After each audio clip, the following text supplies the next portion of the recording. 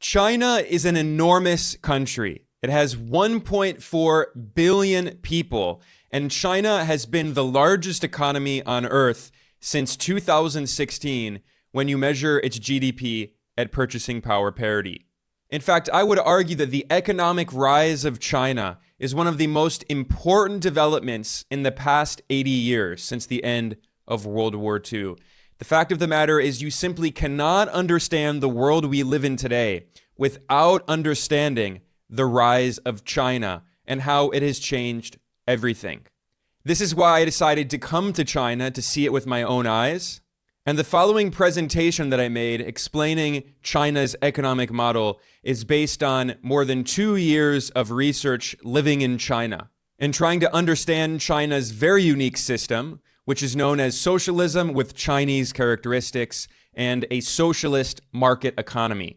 So if you've ever wondered how exactly China's system works, I hope I can help to explain that today. Before I talk about what exactly is socialism with Chinese characteristics, I want to briefly talk about China's development model because it's important to understand how China has economically developed in a remarkable way in the past several decades. Now, if you go back to the early 19th century, before what's known as the Century of Humiliation, which began with the First Opium War in 1839 when the British Empire attacked China and partially colonized parts of China, and then other colonial powers, including Japan and other Western countries, also attacked China and colonized part of China. Back in the early 19th century, China represented roughly 1/3 of global GDP.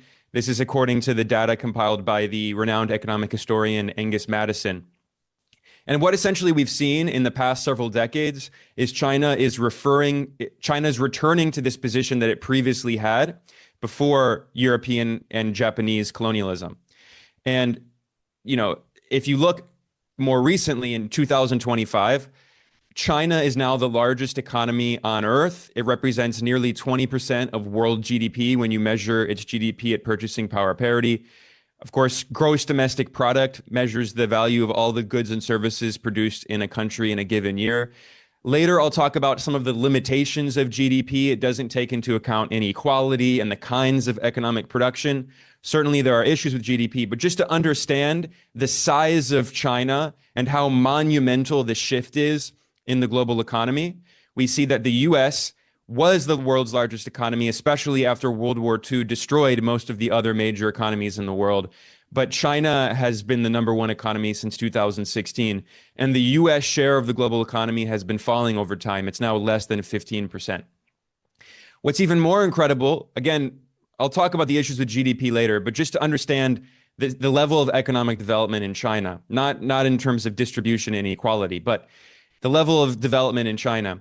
If you look at GDP per capita, per head, accounting for the size of the population, and you also adjust for the purchasing power of the currency of different countries, you can see that as recently as 1980, China's GDP per capita was lower than that of Haiti, Honduras, India, the Philippines, and Sudan.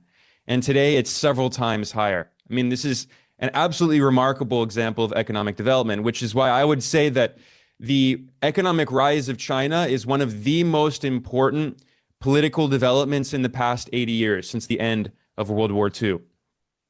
Now, again, I mentioned that GDP does not factor in inequality. I'll talk about inequality later, but in terms of poverty reduction, we've heard a lot from, mainstream neoclassical economists talking about global poverty reduction in the past several decades. What they often conveniently leave out is the fact that according to the World Bank, 3/4 of global reduction in extreme poverty in the past 4.5 decades have been because of China. And China has completely eliminated extreme poverty. Now, if you adjust for the difference in living costs in countries, and you look at the share of the population living on less than $4.2 a day, obviously that's very low, but this is the poverty line set by the World Bank. You can see that in China, no people in China now live on less than $4.20 per day, whereas still in India, nearly 1/4 of the population is at that level, similar to the level of Honduras. And in Nigeria, for instance, the most populous country in Africa, still over 60% of the population is living on less than $4.20 a day. If you raise that poverty threshold, this is not the extreme poverty, the absolute, this is relative poverty threshold. If you raise it a bit higher to $10 a day, again, adjusting for living costs, still around 1/4 of people in China are at this level, which is roughly the same level as Brazil, but that's significantly lower than the global average. And it's much lower than other neighboring countries in Southeast Asia, like the Philippines, for example, where over 80% of the population lives on less than $10 a day. And even India, you know, we've heard a lot in the Western media about India's economic development, largely because India is, you know, it's not aligned politically, but it has good relations with the US, or at least until Donald Trump. But, you know, India has made some strides in economic progress, but it's very much exaggerated. And still around 90% of the Indian population lives on less than $10 a day. And what's interesting is this is the same figure of less than $10 a day, but you can divide the rural population and the urban population. So in China, overall, around 1/4 of the population lives on less than $10 a day. And of course, the living costs in China are much lower than that of the US. You know, with $10 a day in China, I mean, you can get 3 meals a day, unlike in the US where you could probably get 1. But anyway, the point is that when you look at the urban Chinese population, obviously incomes are higher than the rural population. This is a big issue that the Chinese government is dealing with today, which we'll talk about later in the presentation. Extreme poverty has been eliminated, especially in rural areas, but there's still this gap, this divide between the urban and the rural population. Although even the rural population in China still lives in better conditions than the world average. Now, if you look at median income, this is, of course, very important because if you're a person, you want to know what your actual income is. The median income in China has absolutely skyrocketed in the past few decades. In 1990, the median income was under $2 a day. Now it's about $13 a day. This is median again. This is not average. And what's also interesting is Vietnam. I'm not going to have time today to talk about Vietnam, but it has a very similar model to China. China's model is known as a socialist market economy. Vietnam's model is a socialist-oriented market economy. And Vietnam is the only other country that's made similar levels of progress in extremely rapid growth in median income, which is significantly higher than the global average. Now, in terms of life expectancy, China's life expectancy has more than doubled since the revolution in 1949. And what's incredible to keep in mind is, you know, in 1931, Japan started to colonize Manchuria. And then in 1937, they started a full-on war, which was the beginning of what in China is known as the World Anti-Fascist War and the war against Japanese aggression. World War II for Europe began in 1939. In China, World War II began in 1937. And obviously, life expectancy fell quite a bit. And after the war ended, life expectancy rose a little bit. But then especially after the revolution in 1949, we've seen extremely rapid increase in life expectancy. And today, China's life expectancy is at basically the same level as the US. In fact, even during the pandemic, China's life expectancy was higher than the US because the US government had so few measures to protect its population. Now, at the time of the revolution, the life expectancy in China was 35 to 40 years. Now it's around 78, 79 years. In terms of child mortality rate, China's now at the same level as developed countries in the West that developed through colonialism, like the US, and also slavery, of course. The US developed through slavery. China's child mortality rate is significantly below the world average at the same level of developed countries. And in terms of maternal deaths, China and also Cuba and Vietnam have some of the lowest levels on Earth. Okay, so this gives you a very brief overall view of China's level of economic development in the past several decades. It's incredible. But now I want to talk more about the system in China and how China achieved this. It's important to establish what China achieved before we talk about how it achieved this. Now, of course, everyone knows Mao Zedong, the leader of the revolution in 1949. Another name that is somewhat well known in the West, but also often misunderstood, is Deng Xiaoping. And because today I'm specifically talking about socialism with Chinese characteristics, it's important to talk about Deng because he's the one who originated that term. He was the de facto leader of China starting in 1978. And that year he initiated what's known in Chinese as the reform and opening up, 改革开放.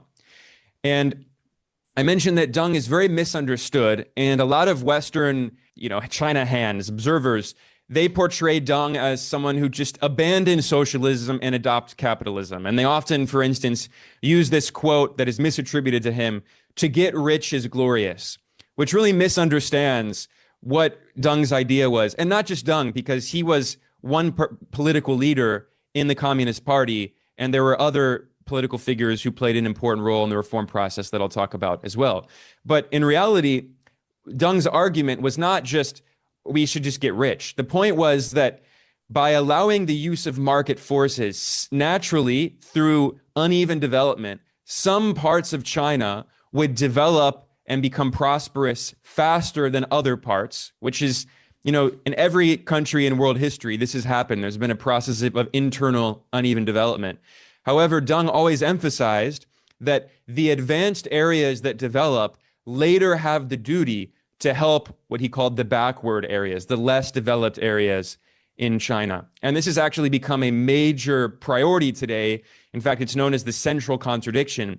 And this has become part of the Common Prosperity Campaign, which I'll talk about later. But I mentioned that Deng Xiaoping is very misunderstood. And if you actually read what he was saying and writing at the time and the idea behind the reform and opening up, it was not to just completely abandon socialism and take the capitalist road. He recognized that China was still very poor and very underdeveloped and agricultural and did not have significant industrial manufacturing capabilities. So he emphasized that, quote, "The development of the productive forces is also a kind of revolution, a very important one. It is the most fundamental revolution from the viewpoint of historical development," end quote. So revolution is not just about class struggle, because if you're still dependent on exporting raw materials to the advanced capitalist countries and importing manufactured goods from the advanced capitalist countries, you're not actually breaking with this global inequality in the global value chain and in the global division of labor. You have to be able to challenge capitalism as a global system and not just internally. So Deng Xiaoping pointed out that in the past 3 decades, since the creation of the People's Republic in 1949, China had laid the basic socialist foundation in agriculture and industry and other strategic areas, but their productive forces developed much too slowly. They needed a revolution to remove the obstacles to the development of the productive forces, which is really advanced manufacturing. And he criticized the Gang of Four and the kind of ultra-left line in the Communist Party and said that basically they argued that it was better to be poor and underdeveloped and agricultural under socialism than to be rich under capitalism. But Deng was not arguing in defense of capitalism. He was saying that this ultra-leftist view that, fetishizes agriculture and a lack of industrial output, that is not socialism. He said, Marxists have always held that socialism is superior to capitalism, and socialist countries should be able to develop their productive forces more rapidly than capitalist countries. He says, if the economy remains stagnant and the people's living standards remain at a low level, we cannot say we are building socialism. So this explains the idea behind the development of socialism with Chinese characteristics, which was officially declared in 1982. And the Communist Party declared that, according to their analysis, China was still in the primary stage of socialism, and it needed to develop the productive forces before it could later on move to more advanced stages of socialism. And then in 1992, the subsequent president, Jiang Zemin, he declared officially, he adopted the term the socialist market economy to refer to China's economy. Now, what exactly does this mean? I'll talk more about the role of the market in China's economy, but China has a capitalist class. They have capitalists, but they don't form a class in the sense that they are a political force that can control the political system. Like in the US, I mean, it's so obvious. In the US, over 80% of candidates in the Senate with more funding win the election, and in the House of Representatives with more funding win the election. It's the best so-called democracy that money can buy. We see this very clearly with Donald Trump, who's inviting all these billionaires to his inauguration and having dinners with them. In China, there are capitalists, but in terms of as a consolidated class, they do not have political power and certainly not state power. And the state can control this capitalist class and discipline the class and use, in particular, state control over the financial sector and the money supply. China also has very strict capital controls, and basically discipline private industry and control its access to money and credit to force it to invest in strategic sectors that are planned by the government. And, you know, unlike in the US, where if you're a billionaire, you can basically do whatever you want, including, you know, buy the government. In China, I mean, you will face very severe consequences if you violate the law and go against national interests. Now, to understand why this reform was so necessary is if you look at China's industrial output, it was still at a very low level in terms of what it was actually producing and in terms of the share of the overall economy. In the 1970s, China was still a very agricultural society, with the majority of the country living in the countryside and working in agriculture. At the time of the beginning of the reform and opening up in 1978, only about 20% of China's population, less than 20%, was living in the city, which is actually a lower level of urbanization even compared to India, a country that still has a very large agricultural population today. Today in China, over 70% of the population now lives in urban areas. So, I mean, when you think about what China looks like today compared to 1978, I mean, it's a completely different world. 4/5 of people in China were living in the countryside, working primarily in agriculture and in the informal sector.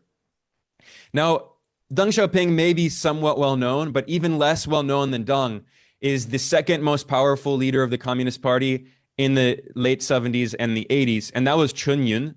And he was really the ideological architect. You know, Deng Xiaoping was a political leader, and he was an ideologue. He had an ideological worldview, but actually Chen Yun was the kind of real mastermind behind the economic reforms. And Chen Yun famously articulated this idea of what he called the bird cage economy. So Chen famously said that the bird is the market forces, is private capital, and the cage is the overall economy established by the Communist Party and by the state. And they can shrink or expand the size of the cage. So when they need more market forces to develop certain industries, they can increase the size of the cage, allow more opportunities from private forces. But when that goes against national interests, and especially when there are, you know, things like inequality rising and pollution and other issues, they can shrink the size of the cage and discipline capital. But the point is that private capital is always the bird that is trapped in the cage. So let's look more specifically at what the role of the state and private forces are in the Chinese economy. This is from Thomas Piketty, the French economist. And if you look at the level of state ownership of assets in China at the time of the reform and opening up under Deng Xiaoping in 1978, 100% of the assets held by Chinese companies were state-owned. All the companies were state-owned. And what's interesting is, you know, there's this idea that Deng Xiaoping just privatized everything and he was a capitalist. And that's completely absurd. So if you look when Deng Xiaoping was the de facto leader of China from 1978 until the end of the 1980s, you can see that when he stopped being leader of China, still around 90% of all of the assets of companies in China were state-owned. And I'll talk about the privatization under Jiang Zemin, but even despite that in the 90s with privatization, by 2006, the level of state ownership of assets in the overall Chinese economy has been very stable since 2006 at about 55% of the total capital of all companies in China. So about half of the assets of all companies in China are from state-owned enterprises. Those are concentrated in the strategic sectors of the Chinese economy. This is known as the commanding heights of the economy, right? So one, finance, probably the most important part of the economy. All of the major banks and financial institutions are state-owned, and they have a monopoly on the money supply and access to loans, which is very important. It's the lifeblood of any economy. So any private company that wants to invest needs to get that funding from the state-owned financial sector. But not just that. The telecommunication sector, the energy sector, transportation, some real estate, some parts of the real estate sector, even some heavy manufacturing like steel production, and certain important key industries are all state-owned, and they're run by these massive state-owned enterprises. These are some of the largest companies on earth. And if you look at the share of the Fortune Global 500, these are the 500 largest companies on earth, you see that the majority of them from China are these massive state-owned enterprises. Now, I mentioned that in the 1990s, there was more privatization. At the beginning of in 1990, about 90% of all of the capital of all Chinese companies was state-owned. And by the end of the 90s, it was about 70%. And then it fell a little bit more to 55%. This was under Jiang Zemin, who was the president after Deng Xiaoping. Well, Deng was never officially he was never the official leader. He was the de facto leader. But under Jiang Zemin and Zhu Rongji, who was the premier, they did oversee this privatization, but it was not just privatize everything and let the free market take control of everything. No, the slogan was grasp the big, let go of the small. The strategic industries remain state-owned in the commanding heights of the economy. However, at this time, China had a lot of fiscal issues, and it still was dealing with high rates of inflation. So in order to reduce deficits and to combat inflation, which is always a very serious economic issue that erodes the purchasing power of the working class, uncompetitive and unprofitable industries in non-strategic sectors were privatized. This includes, for instance, things like many hotels and restaurants were state-owned, but also factories, making things like TVs and consumer goods. So these are the non-strategic, consumer goods. It's not things like steel production, right, that remained state-owned. And if you look at the overall level of all property in the entire economy in China in 1978, the public property was about 70% of total property. And what's interesting is, this is also from Thomas Piketty, and what's interesting is if you look at the European so-called social democracies, you've seen that by the 2010s, in most European countries, there is basically no public property as a share of total property because of the level of debt.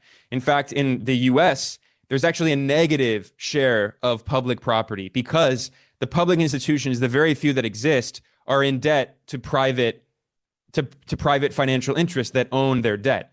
So in China, it has remained at the highest level of all of the major economies in the world.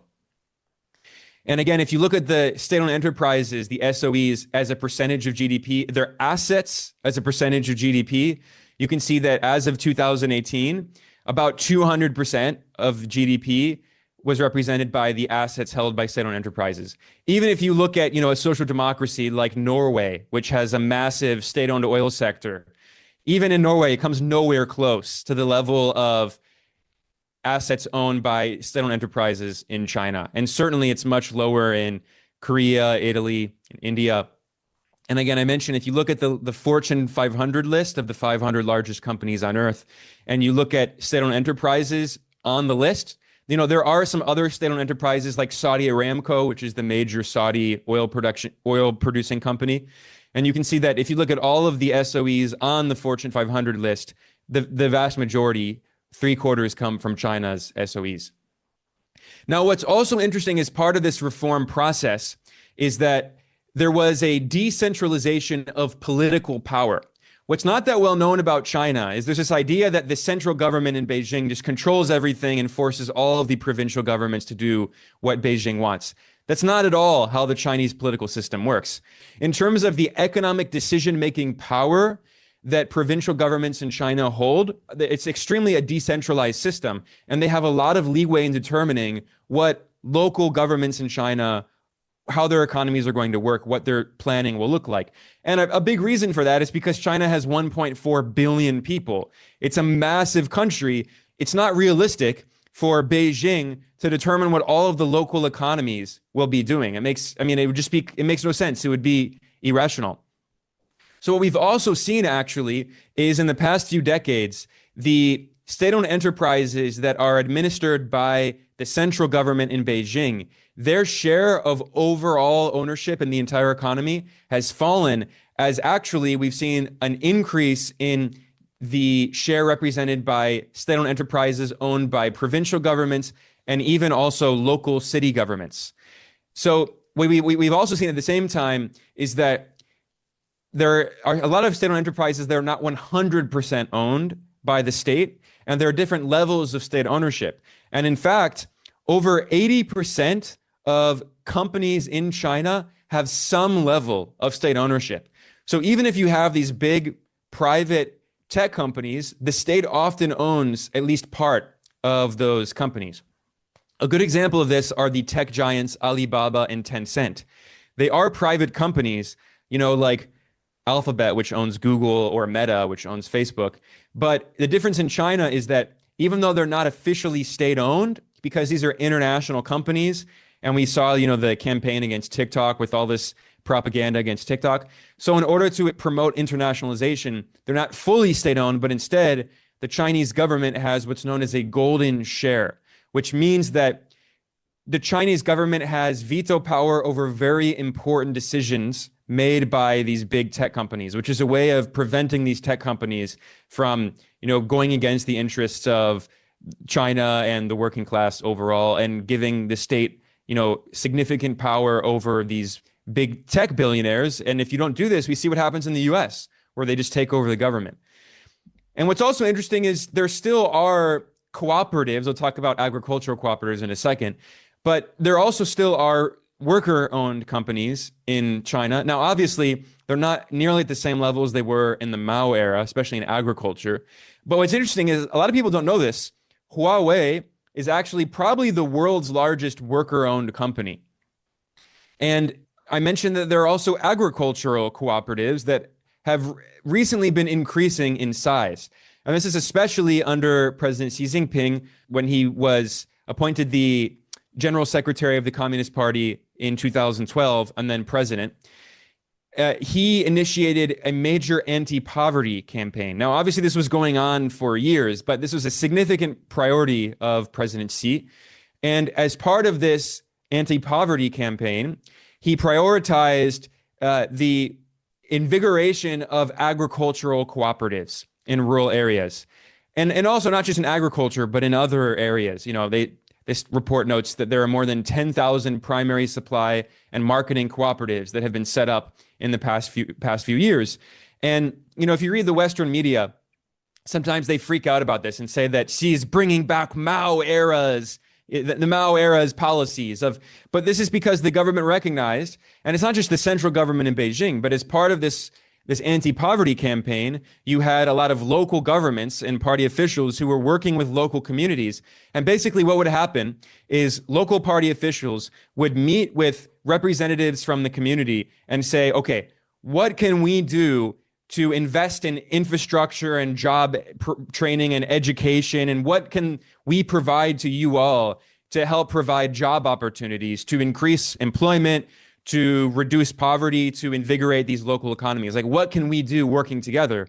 And one of the ways that they did this was massively investing in these cooperatives. And if you are interested more in this, the Tricontinental Institute has a very good report detailing China's rural revitalization and anti-poverty campaign. Now, this is, of course, a controversial issue in the West, but even on the issue of democracy, this is something that's often not that often discussed in China, in the West, about China.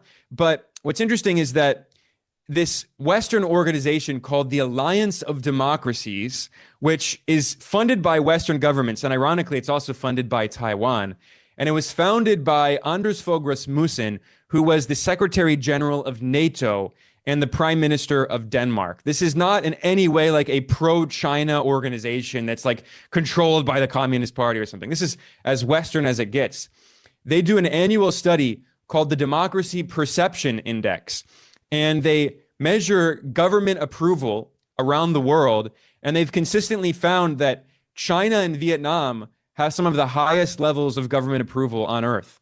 In fact, this study found that 83% of people in China consider their system to be democratic, and 77% of people in Vietnam, which is some of the highest levels on earth. And ironically, they found that many Western, capitalist democracies, so-called democracies, are actually not democratic. The majority of people in some Western countries say their system is not democratic. Now, some people look at this and they say this is crazy propaganda, even though, again, I need to stress, this is from a Western government-funded organization. This is their study.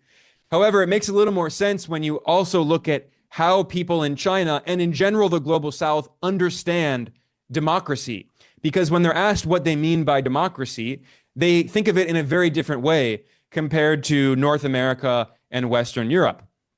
If you look, the vast majority of people in the global South, they understand democracy as a system of government in which the government acts in the interest of the people to improve living standards and well-being. Whereas in Western capitalist countries, their understanding of democracy is protecting individual rights and freedoms. So this also makes sense why, so many people, the vast majority of people in not only in China, but even in Vietnam and other socialist countries do consider their system to be democratic, because they have a very different way of understanding how democracy works, because they've seen in a few generations how their living standards have absolutely skyrocketed and extreme poverty has been ended. So I talked about the birdcage economy and the reform and opening up and the level of private capital, the role of private capital in the Chinese economy. So now I'm going to talk about what China's foreign investment strategy was, because there's this idea that China just like allowed foreign companies to just do whatever they want and to exploit Chinese workers, and that's how they developed. But obviously that is way too simplistic. And the reality is that China always had a very clear strategy for foreign investment, because they recognized that if they just allowed foreign companies to invest in China, then they would just simply invest in sectors where they exploit low-paid Chinese workers, and that China would never actually develop the productive forces and move up the global value chain and move its way out of the lowest part of the global division of labor. So when China did allow foreign investment starting in 1978, the idea was that the foreign companies had to meet two conditions. The first is that foreign companies had to form joint ventures with local Chinese companies. These are known as JVs. So for instance, Volkswagen, the German auto giant, they would form a joint venture with a Chinese car company. The Chinese car company would own 51% and Volkswagen would own 49%. And also another condition was technology transfer. And Deng Xiaoping famously referred to this as technology transfer for market access. This was the slogan in Chinese, 市场换技术, which is very important to understand because this part has been misunderstood and misrepresented in the West. And we hear this constant propaganda, especially from hawks in the US, claiming that China stole intellectual property, in scare quote, and was stealing all of this from Western companies. But actually, if you look at the contract signed by many of these companies that invested in China, a condition of their investment is they had to agree to technology transfer, because China did not want to simply stay at the bottom of the global value chain permanently, right? Because if you think about the global division of labor, and the level of manufacturing output and the kinds of how advanced technological manufacturing is in countries around the world, China at the beginning of the reform was at the bottom of this global pyramid, which you can think of as like the global division of labor, right? Where you have very low value added, very labor intensive industries with low profit margins, because they're all competing against each other.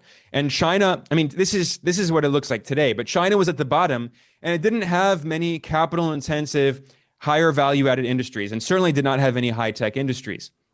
So Foreign direct investment, FDI, did play an important role, primarily for technology transfer, and especially in the 90s, right? However, there's this idea that still today, China's economy just simply relies on foreign, primarily Western companies just investing in China, and they just supposedly steal all their intellectual property. That is not at all what happens in China. And if that was ever true, it's obviously grossly exaggerated. If it were ever true, there were elements of truth in the 90s. Although it wasn't forced technology transfer, it was voluntary. But yes, in the 90s, at the peak level, 6% of China's GDP was represented by foreign direct investment. But that figure has fallen very significantly, especially in the past decade. And today it's only around it's actually even lower than 1% of GDP.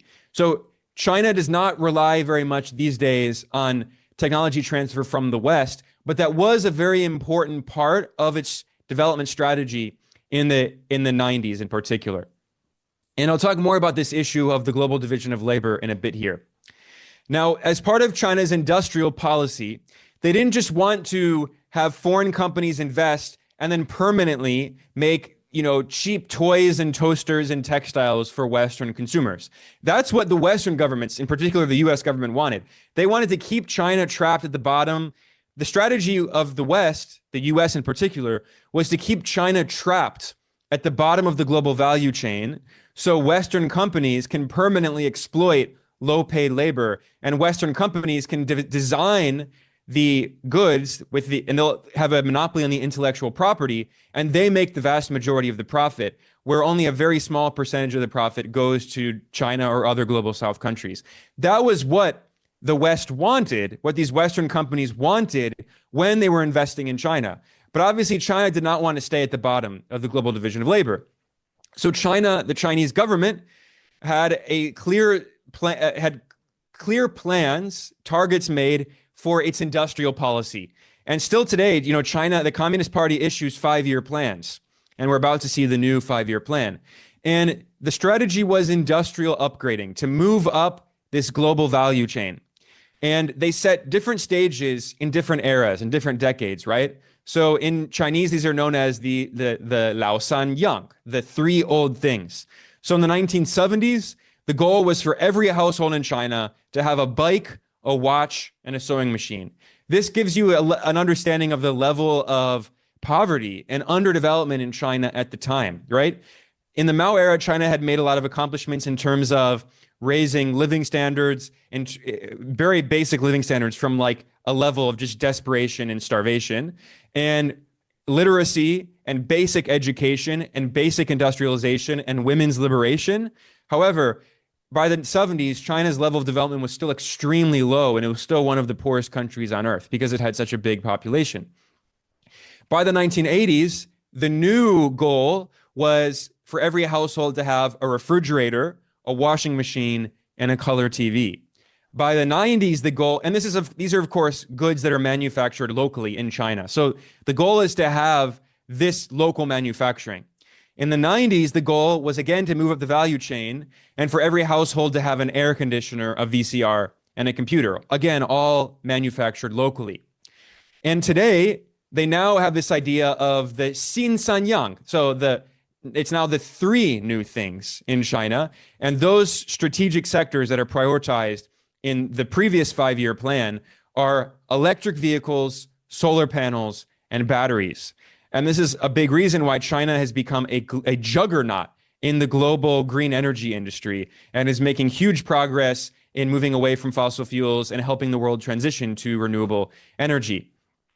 And this is also part of this idea that the Communist Party has been promoting called the new quality productive forces. Because I mentioned previously that Deng Xiaoping emphasized that China had very low levels of technological capacity and manufacturing capacity, and they needed to develop the basic productive forces. But now the strategy is to develop the new quality productive forces at the highest level of industrial output and high-tech industries.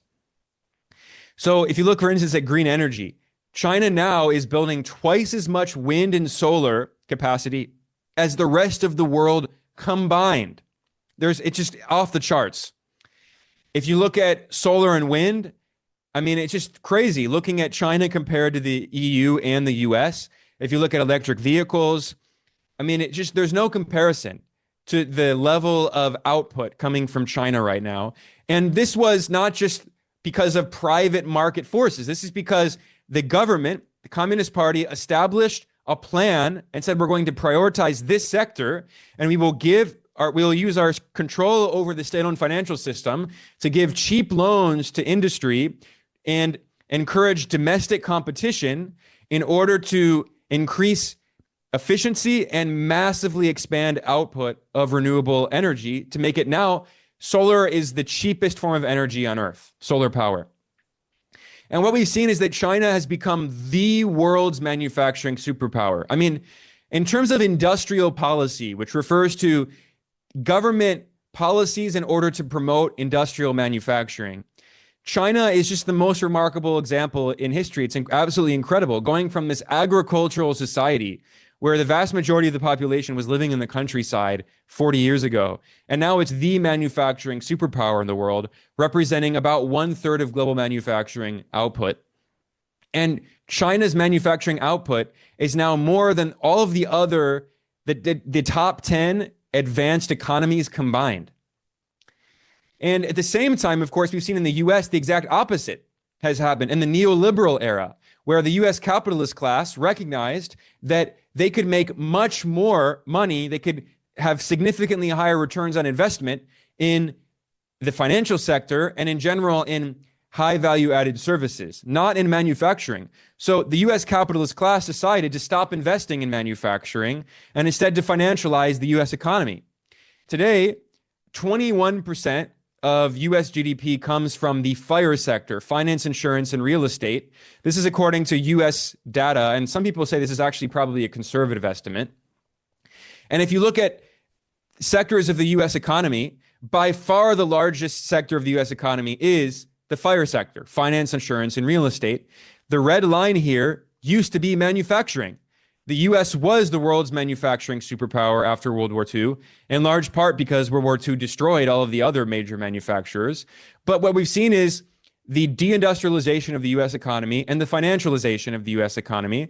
And this is because the US capitalist class decided that it would be much more profitable for them to do that. They were following their own bottom line, their own economic interests, and the government encouraged that. The government abandoned industrial policy. The government had this idea that it doesn't matter if you make a chip, a potato chip, or a computer chip. It's all the same, because this is this neoliberal idea that as long as the number go up, it doesn't matter what the actual sector is and how strategic it is. So what we saw, for instance, for compensation for workers in the US, this is according to, again, US government data, compensation for workers in the non-financial sector has been stagnant since the 1970s. But in the financial sector, compensation more than doubled. And this is a report from the financial crisis. If you continue after the financial crisis, the compensation for the financial sector has only continued to skyrocket. So this is why you have so many people in the US who get a PhD in physics and chemistry and engineering. And what do? They go work on Wall Street. They become a quant. They don't actually help to develop the country. And certainly they don't help to make green energy, right? What we've seen in the US is a bubble economy in the neoliberal era with this financialization of the US economy, where it seems like, according to neoclassical, neoliberal economists, number go up. Look, GDP growth has been supposedly high, although actually GDP growth in the US has been significantly lower in the neoliberal era than it was in the Keynesian era. But if you look at these bubbles, the US economy has just become a bubble economy that relies on continuing to inflate these massive bubbles. First, we saw the dot-com bubble in the late 90s popping in 2000. Then we saw the housing bubble that peaked in 2007, leading to the financial crisis. Now we're in an everything bubble. There's a massive bubble, again in the housing sector, again in the stock market. There's this massive bubble in private credit and private equity, which is popping as well. It's the everything bubble. This is what I was saying. The market capitalization of all publicly traded US companies are now 220% of GDP, the highest level ever. I mean, so people love to talk about US economic growth in the past several decades, but the vast majority of the benefits of that growth have accrued to a small handful of capitalists. China, because it has state control over the financial sector, China has been able to pop these bubbles. There was a bubble in the Chinese property market, and what happened? The Chinese government said, houses are for living in, not for speculation.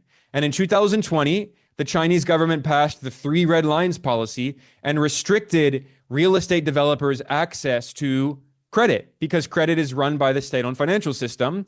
And they popped the real estate bubble, and they intentionally deleveraged the sector, which significantly reduced the cost of housing, especially in some of the bigger cities, which makes housing more affordable for young people, which is obviously a huge issue in countries around the world.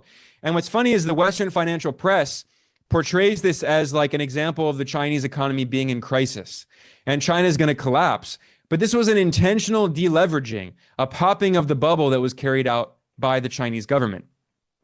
Because the Chinese government has state control over the financial system, what did they do? The pink line here shows that before China intentionally popped the bubble, you saw that there was a significant growth in loans given by the state-owned financial sector to real estate development. So a real estate developer like Evergrande, this notorious real estate company, they would take these massive loans in order to finish building apartments that people had already bought, and then they would sell apartments that haven't even started, but they sold those apartments to property holders, to these people who think they're going to have an apartment. They haven't even started building it yet. I mean, this is basically a kind of Ponzi scheme. So the government said, no, we're not going to tolerate this anymore. And they the government starved these companies like Evergrande of credit.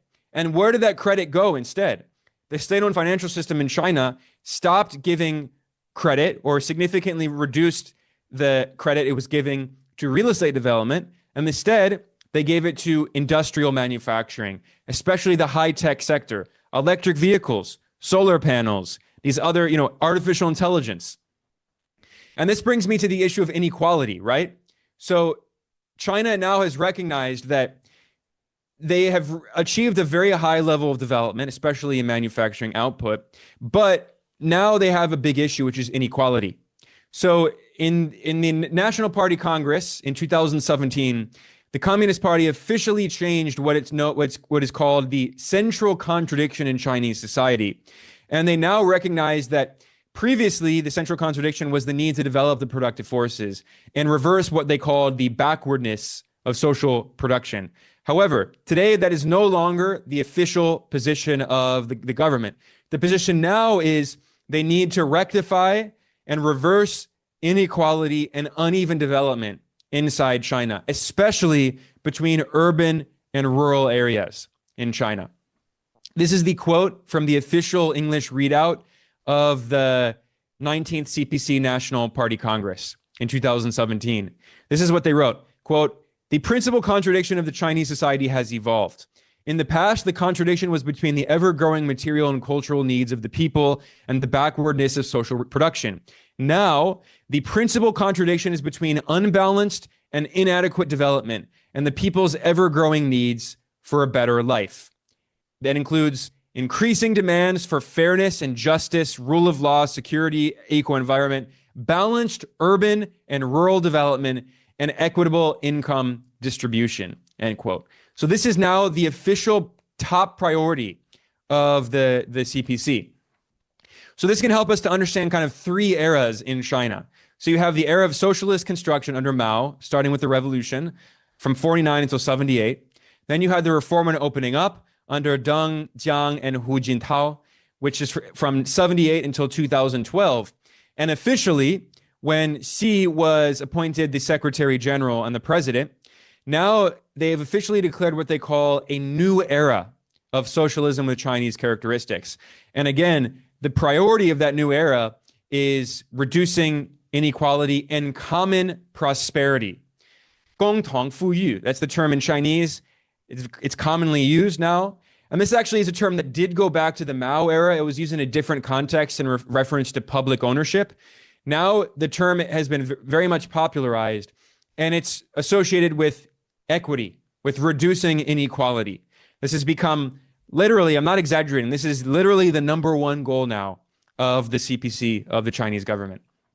And we've actually seen some progress in China in terms of looking at the Gini coefficient. The Gini is a way to measure inequality in a society. One would be, so this is income inequality. You can also use the Gini for wealth inequality. A Gini coefficient of 1 would mean that one person owns all of the wealth in the country. 0 would mean that there's 100% equality. Everyone has exactly the same level of income or wealth. This is looking at income. And you can see that in 2010, the inequality in China peaked. And since 2010, it has been falling. And it's at now close to the level of Australia. And it's probably going to keep falling. Certainly, without a doubt, it's going to keep falling because this is now a significant priority of the Chinese government, is reducing inequality. Now, there's also this economist, Branko Milanovic, who's a very interesting economist and world expert on inequality. And he's the only economist I've seen who's actually pointed out that it's important to measure the difference between labor income and capital income, right? Because if you look at a country like, for instance, Mexico or Brazil, you see that these are countries where the rich part of the population, they're obviously very unequal, but the rich population gets a lot of its income from ownership of capital, from ownership of assets, not from actual work, not from labor. Whereas if you look at China, in fact, China does have a pretty high Gini coefficient in terms of inequality, but that is mostly from income inequality. It's from labor income, not from capital income. So it's not wealth inequality. It's not ownership of capital that is leading to a lot of that inequality compared to many global South countries. And the US also has a pretty high level of inequality in terms of labor, in terms of capital income as opposed to labor income. So a lot of rich people in the US get their wealth from ownership of capital and financial assets, certainly compared to China, much more so than compared to China. So I already talked about poverty reduction and how China has ended extreme poverty. And I looked also at the rural-urban divide, which is still an issue, right? There still are rural parts of China that are relatively very poor, not in terms of absolute poverty, in terms of extreme poverty, but relatively compared to the city, they're still very underdeveloped. But again, if you compare this to like India, the progress that China has made is absolutely incredible, and they continue to make progress on that. I talked about wage growth, right? There's this idea that China just has like extremely low wages and they just have people working in sweatshops. It's just not true. In fact, China's manufacturing wages are significantly higher than neighboring countries in Southeast Asia, like, Thailand, and certainly compared to India. Again, earlier I talked about median income in China and how it's risen over 10 times. Let's talk about unions briefly. I don't have a lot of time, but this is also something that's, a controversial issue in the West. Now, workers in every industry in China have the right to form a union. Now, there's no so-called independent union, although I think that term can also be pretty misleading because we know that, even in the West, a lot of unions are not really that independent. And we see that even some unions endorse Donald Trump. I mean, I'm, of course, very pro-union and very pro the idea of workers organizing, but like the idea that every union is a progressive union is not true. There have been reactionary unions. There have been racist unions, right? So, I mean, yes, in China, there are no independent unions that are independent from the Communist Party, but in fact, there's a very high level of unionization in China. All unions are part of what is the largest trade federation on earth, which is the All China Federation of Trade Unions, the ACFTU. And it has more than 300 million members. And China's urban working population is about 470 million. And there are 270 million rural workers. So about 2/3 of the urban workers in China are unionized. Most people in the rural population are in the informal sector. They're small landholders, they're small farmers. So they're not unionized because they don't work for like a company. But about 2/3 of urban workers are part of this union. Every company in China with at least 25 employees is legally obligated to allow workers to form what is known as an enterprise trade union that's affiliated with the ACFTU. And this also includes foreign-owned companies, by the way, which has been something that has angered a lot of foreign companies in China. And all companies with an ETU must pay, the company has to pay an amount equal to 2% of their employees' wages to that union. And if a company has fewer than 25 employees, they can form a union, but it's a weaker union. It's a basic level union. It's not as protected as these larger ETUs that are strongly backed by the Communist Party. So this is actually, it's been a funny issue. These days, Walmart, for instance, has lost its market share in China. But previously, Walmart famously had fights with the Chinese government because Walmart is notoriously extremely anti-union, and they refused to allow workers to unionize. And the Chinese government said, no, you have to allow workers to form a union. And they succeeded in that. Now, I mentioned again that, obviously, yes, we should be pro-union and pro-workers organizing, but this is why I think we should have a more nuanced understanding on this idea of independent unions in scare quotes, because we know that historically the US government has weaponized unions. Jacobin actually published a really good article about this called How the AFL-CIA Undermined Labor Movements Abroad. There was an article in 1967 in the New York Times talking about how the CIA was supporting these right-wing unions to support their political interests, to oppose socialist governments, and to support just right-wing governments and military dictatorships during the first Cold War. The US government funds the so-called Solidarity Center, which is linked to the National Endowment for Democracy, and they've supported right-wing CIA coups and military dictatorships. So again, of course, we should absolutely support, workers and the working class, but we also need to have a more nuanced understanding of the labor movement and how we should, of course, support a progressive left-wing labor movement, but not every single union is progressive. Another example of this is there's this group called China Labor Watch, which people think, first of all, it's not even in China, it's in New York City. And second of all, people often point to this to talk about, how workers in China are treated like slaves and all this. This is, again, funded by the US government through the CIA linked to National Endowment for Democracy. And recently, by the way, they complained that 90% of their funding was coming from the US government. And some of that was frozen, although actually it's been unfrozen by Marco Rubio. MAGA supporters falsely claim that Trump shut down USAID and the NED. It's not true. It was merged into the State Department, and now Marco Rubio is the de facto head of USAID, and Marco Rubio is using that NED money. And if you go to the NED website, they talk about how they're continuing to fund opposition groups in China and Venezuela and Cuba and Nicaragua and other countries targeted by the US for destabilization. A few other quick points here. In China, there are a lot of delivery workers, especially people from rural areas who are working in the informal sector. So they go into the city, and one of the jobs they can get is delivery. This has become a huge issue for workers in cities in basically every country on earth. In China, the government has forced these big tech companies to force delivery workers to have protections. This has been a huge issue, and the government has been, forcing these countries and disciplining them to give more rights and benefits. So, for instance, now they have mandatory rest breaks, they have mandatory rights protections, mandatory minimum wage that's guaranteed for these gig workers. So, obviously there still is a long way to go in terms of, these people are often working long hours. But at least the government has been taking action to give them more guaranteed rights. And I think this is going to become more of an issue in the future.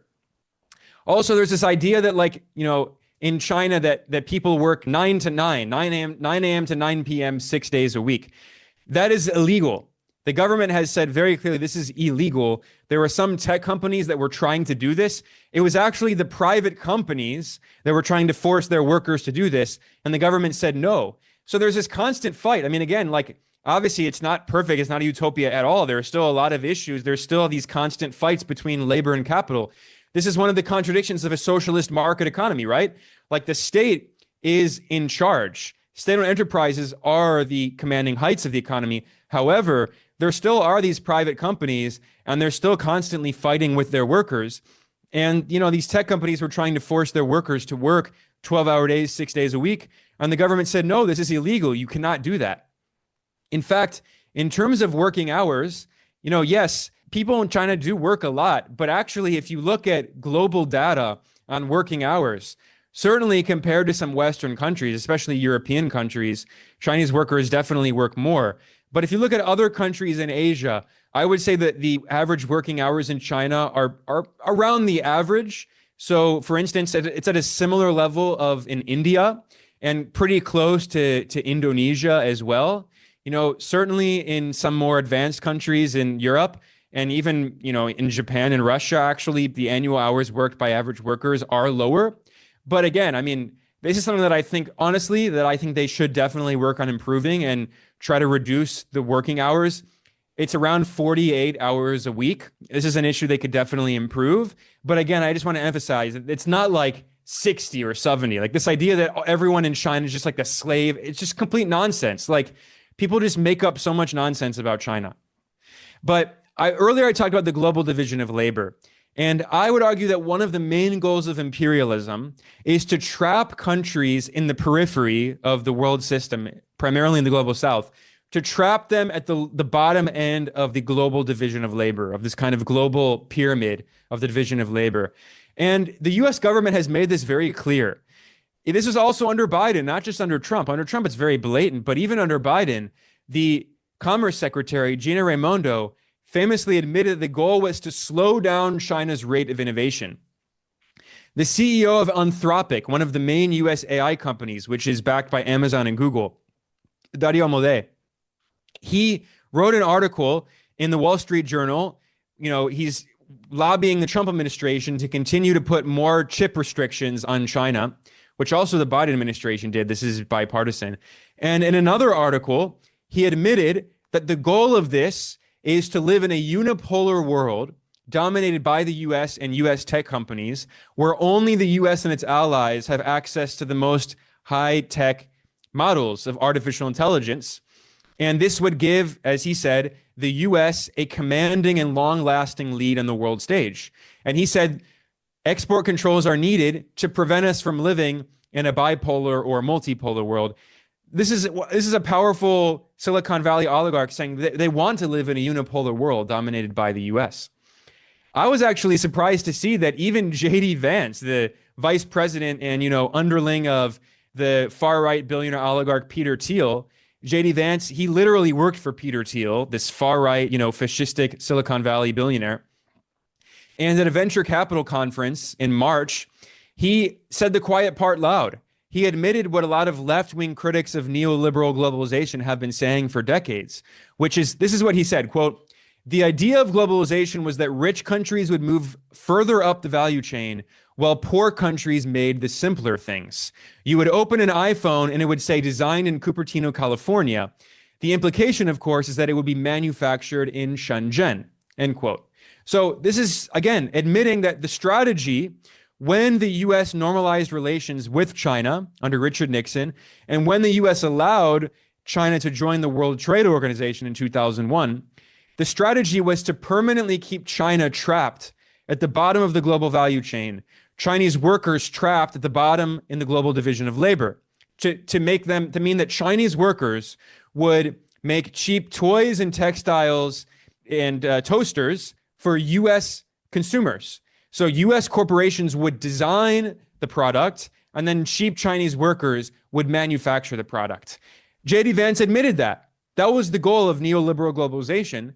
However, China did not want to stay at the bottom of the global division of labor. Vietnam doesn't want to stay at the bottom of the global division of labor.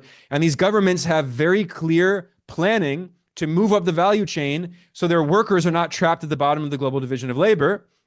And this is why J.D. Vance complained, we quote, "We assumed that other nations would always trail us in the value chain, but they also started catching up on the higher end," end quote. So I think this honestly today is one of the key contradictions driving the new Cold War on China. And I'm going to conclude with this.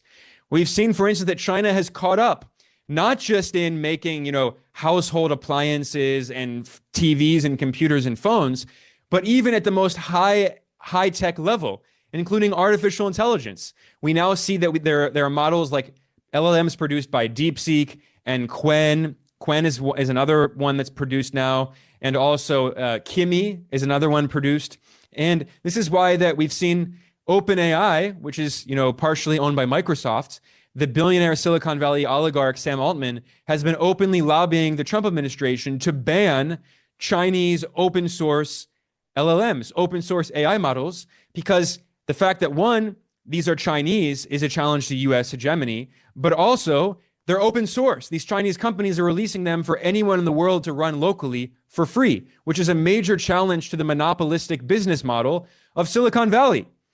Peter Thiel, who employed J.D. Vance, this far-right fascistic billionaire oligarch, who famously wrote that capitalism is more important than democracy, he also said that he proudly said capitalism is based on monopoly, and every corporation wants to build a monopoly. He said competition is for losers.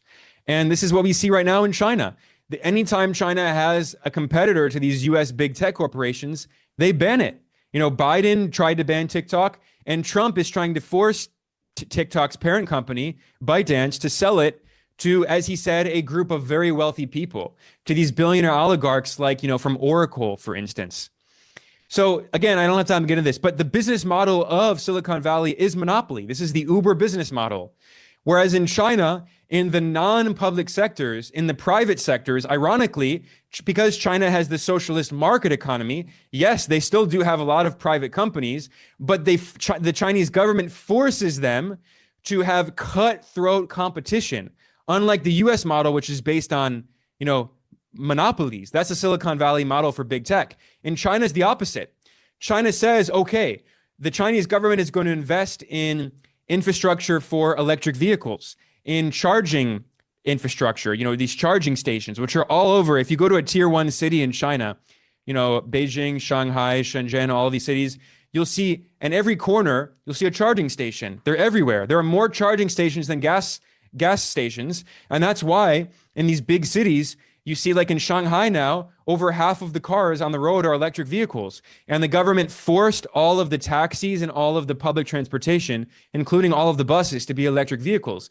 And then, and in terms of consumer cars, the Chinese government says, okay, we're going to have over 100 companies just having cutthroat competition. They're all fighting each other. Many of these companies are losing money. Profit margins are laser thin. They're basically, these capitalists investing in this industry are basically not making any money.